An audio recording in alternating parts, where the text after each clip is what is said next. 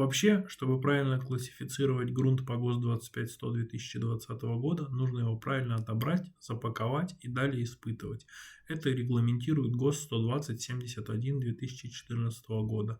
И в нем расписано множество методов отбора как открытых, так и бурения скважин. Но оставим этот ГОСТ для геологов.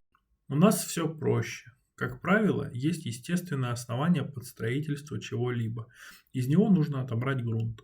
Обычно при помощи лопаты набираем не менее 10 кг грунта, при этом оценив однородность. Понятное дело, бывают сложные грунтово-геологические условия, где на 100 квадратных метрах представлено множество различных грунтов.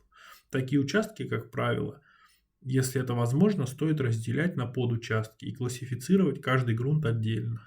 Ну и в конце отбора не забываем промаркировать пробу и запаковать для предотвращения испарения влаги или попадания ее.